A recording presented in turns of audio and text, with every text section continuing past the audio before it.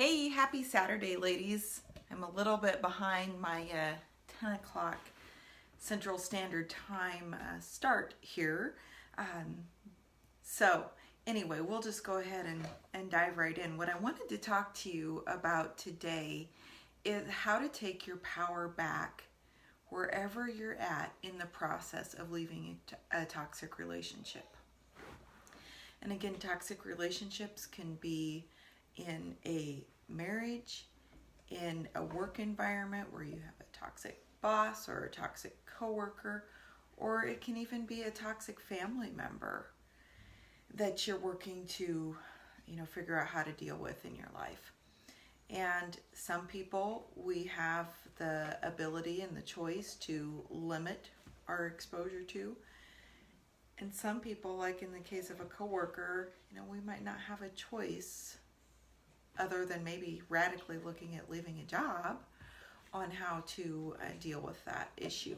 So one of the things I really want you to be aware of is when we're in a relationship that feels toxic, there's always something for us to learn there. And the beauty of that is you're in control of that learning. And in my experience with toxic coworkers, I kind of had a series of working with women who were, I would find every job I had, there was this strong, dominant female who always wanted to, pick an argument with me. And that was kind of the toxic relationship that kept repeating over and over in its life. Well, and one of the things I really learned was there was things inside me that needed to be healed and changed that was kind of triggering that. And that relationship was being presented to me as my opportunity and my teacher to learn.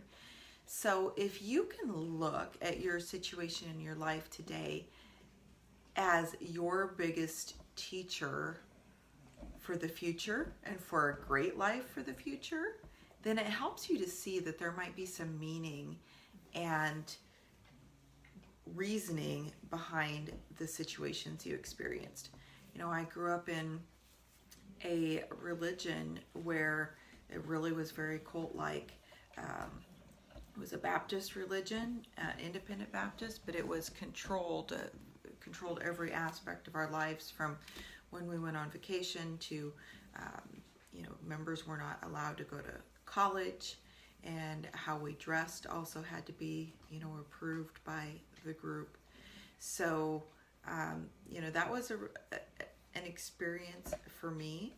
And then coming out of that, I was 15 when my family left that situation, but then got into a marriage where my husband came from several generations of alcoholism. And even though he was so adamant that he was not going to follow in the footsteps of that alcoholism, he eventually did. And what I learned is we were married for 17 years, and it was probably only the last 5 or 6 years maybe that he had started drinking and just, gradually increased.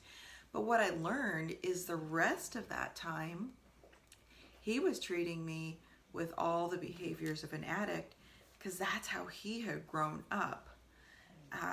So that was all he knew growing up, was because his parents were both addicts. His parents divorced and his mom remarried an addict.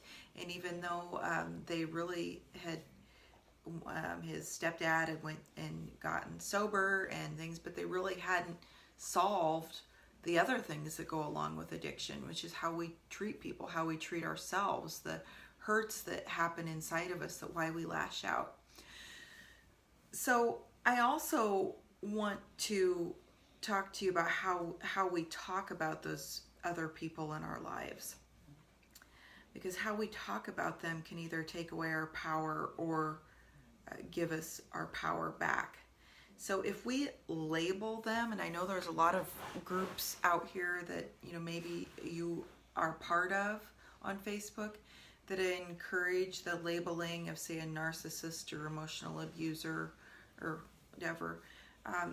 That labeling, in my opinion, takes power away from you, because if you label someone else by virtue, then you become the victim of that person. If we're saying they are that, then I am the victim of that. And we're not promoting anybody to be victims here. We may temporarily feel like a victim in a situation, but that's why we have the choice to take our power back. So you won't find in this group that I encourage that labeling or even to use that language when you're commenting or posting. My perspective is that all human beings are whole, capable, resourceful human beings. And when we hurt others, there's a deep hurt inside of us. Or when we allow ourselves to be hurt by others, there's a deep, it's something within ourselves that needs to be healed and solved. So what I came to understand in my situation is my ex-husband did a lot of things that were very hurtful to me, very abusive. I mean, he did treat me very emotionally abusive, very verbally abusive. And what I came to understand is he was doing the best he could at that point in time with how he had been raised and the hurts that he had. Now I believe he carries full responsibility for those choices. And there is no excuse for treating another individual in an abusive manner. And on the flip side of that, I came into that relationship with lots of hurts and wounds from my childhood that needed to be healed. And so I was just as hurt in how I reacted to the things that he did to me as he was in doing the things that he was doing to me. So it's kind of a dance here, this, and I hope that makes some sense to you guys. So things that we can do to take our power back when we're in a situation. So the very first one that I'd encourage you to do is stop blaming or pointing fingers and making it someone else's fault for where you're at. When you blame someone, you give them the power, and you give them the power to keep you where you're at. So the flip side of that is taking full responsibility for where you're at this very moment. And even when it feels like it's impossible to have that seed of belief inside of you that you have the power to make decisions in your own best interest and change where you're at. And that's all about what the Women Breaking Free group is about. It's all about not necessarily all the things that have happened to us all, because we've all, experienced a lot of hurtful things, but it's really about taking responsibility, taking action from where we're at so that we create the life that we truly want to live in. There's some people who are really in a space of not being ready to take action. And that's part of the process. I mean, when I look at my process of leaving the toxic marriage, there was a time where, I wasn't prepared to take action. And then I became prepared to take action. So when you blame someone and say, you're keeping me in this situation, or you're doing this to me, then they do have the power to keep us in that situation and do it to us. So instead, the flip side of that is saying, you know what? I have full responsibility to choose where I'm at in my life. And where you're at today has been a series of choices, and where you're going to be at tomorrow is going to be a reflection of the choices that you make today.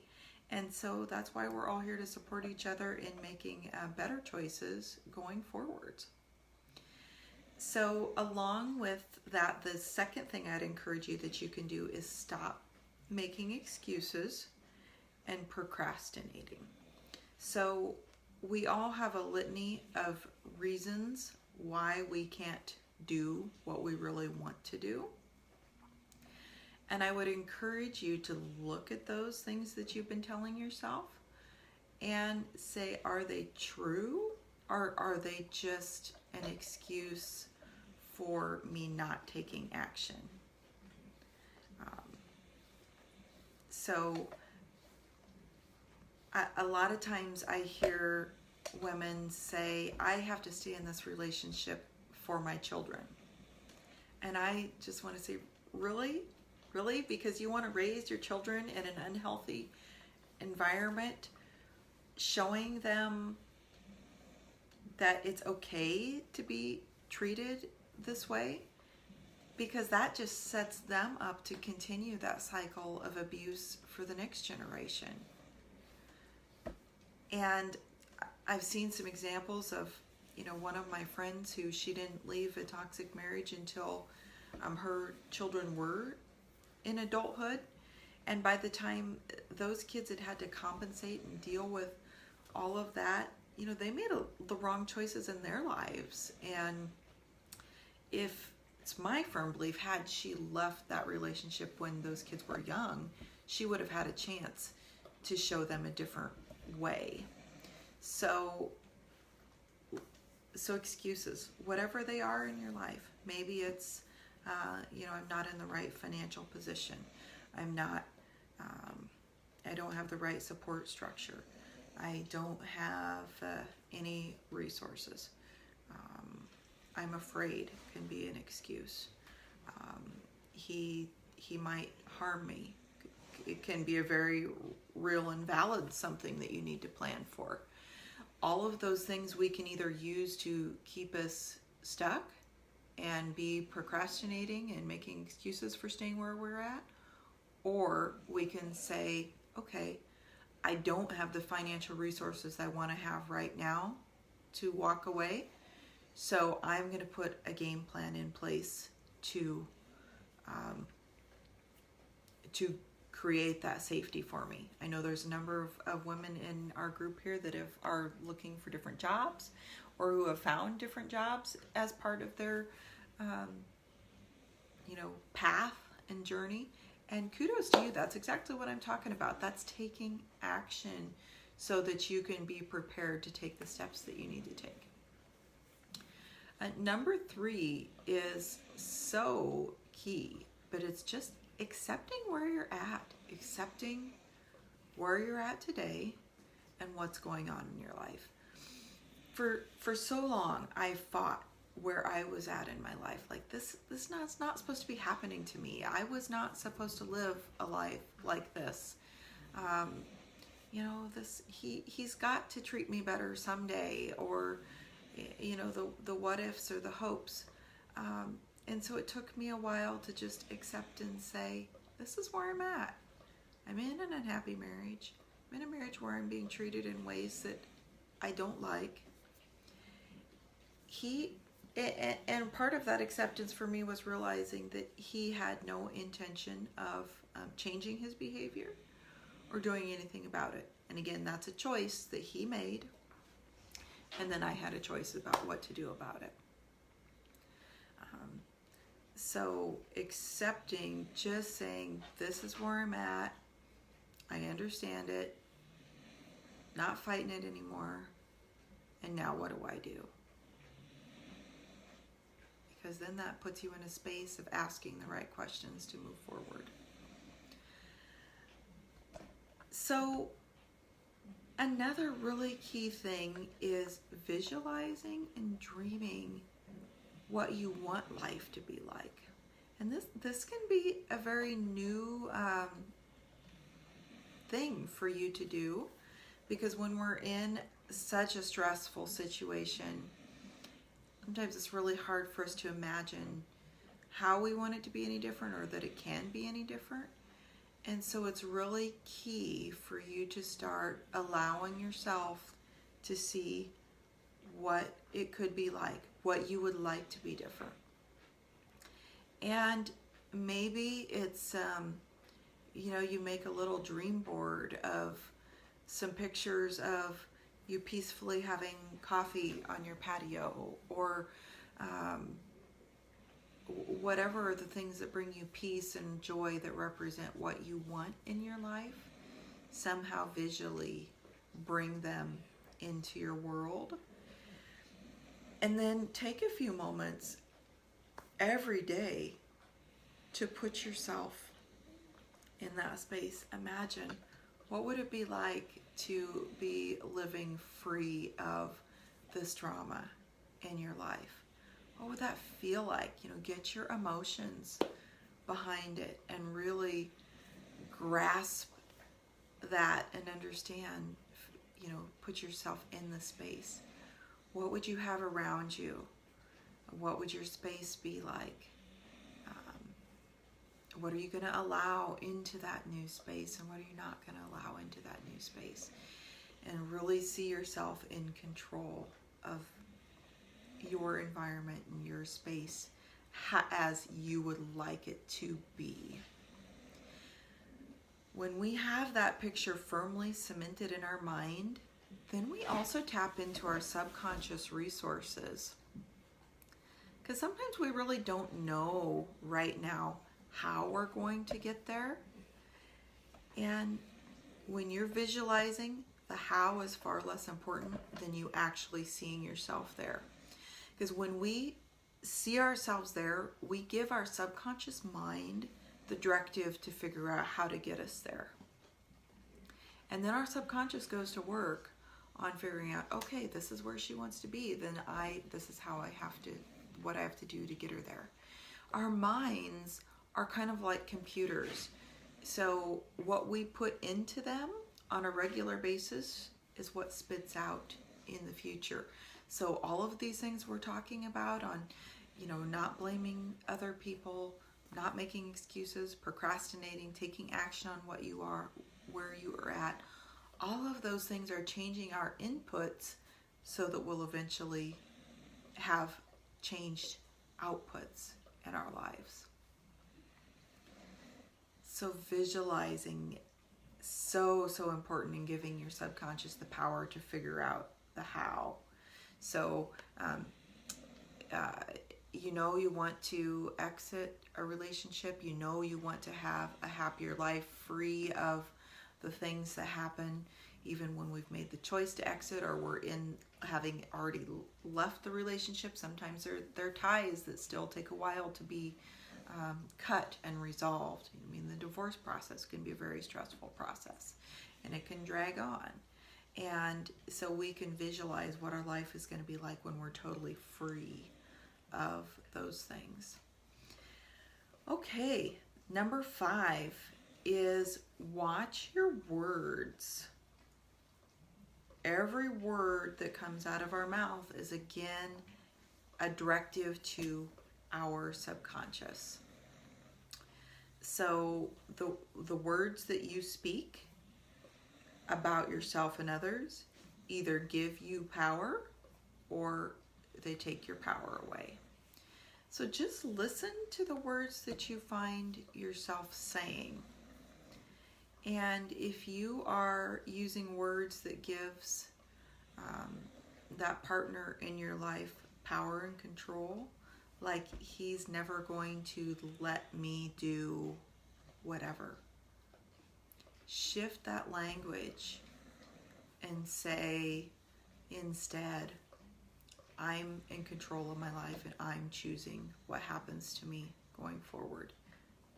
And even if it doesn't feel like that's what the truth is in that situation, speaking those words, whether they're verbally or silently, takes back your power. So if you're in the middle of a dramatic event, you can just quietly remind yourself, I have the ability to choose differently. I have the ability to not choose to be in this situation anymore. And again, even if you can't see the how in there, it gives your mind, the subconscious, directive to start figuring on working how to solve this problem with you. And then number 6 on taking your power back is celebrating. if you someday decide to work with me as a coach, one of the things we're going to talk about is celebrating along the way, because we as women don't celebrate our successes. We have a tendency to undervalue and minimize our successes. And so I'm going to really encourage you to begin to celebrate along the way, even if it's a little thing. If you see that today you took 3 minutes to visualize and see yourself in a different space, then celebrate that right then and there. If you see that you chose to use different words, give yourself a little mental pat on the back and a little hug.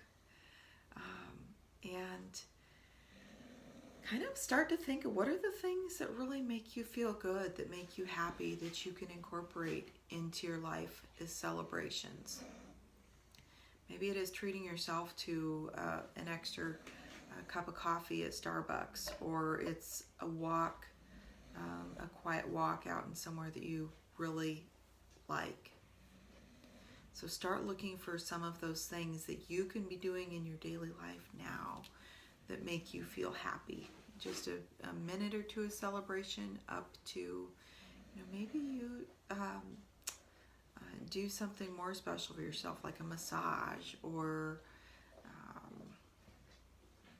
whatever, a lunch out with a friend that you don't normally see or get together with.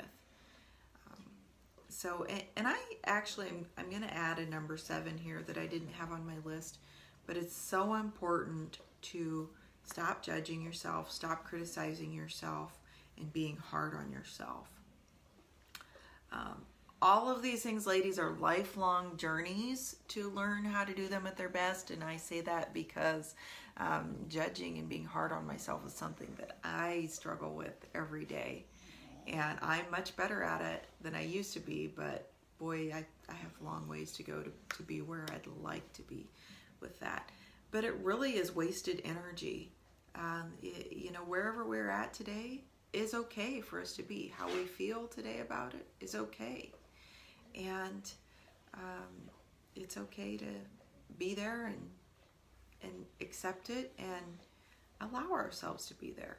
So next time you catch yourself being hard on yourself, just take a deep breath and let it go, because it's not productive. It's not productive. And finally, I am going to post, I'm going to post it by tomorrow, a meditation for helping you to reclaim your power. So I really believe that meditation has a super impact on calming our mind and helping us to tap into those subconscious resources that are really there. Our conscious mind can only hold, a very small amount of information. But our subconscious is kind of like a video recorder that's recording everything that we hear, everything that we've learned and experienced.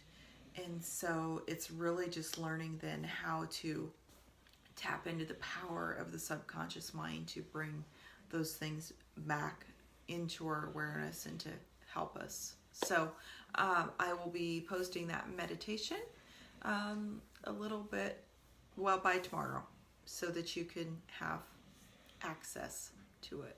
So, okay, I hope this has been helpful to you. It's a journey, and sometimes it can feel overwhelming in the process of that journey when we're learning so many different and new things. So if there's one thing that you took from this video today that you can move forward and take action with, that's all, then that's great. That's all we're looking for. So I'm going to challenge you. Post your one thing that you are taking away from this in the comments below. What's the one thing that resonated with you? And if you can take that forward, then today was a success. Enjoy the rest of your day, and I'll look forward to talking to you again soon.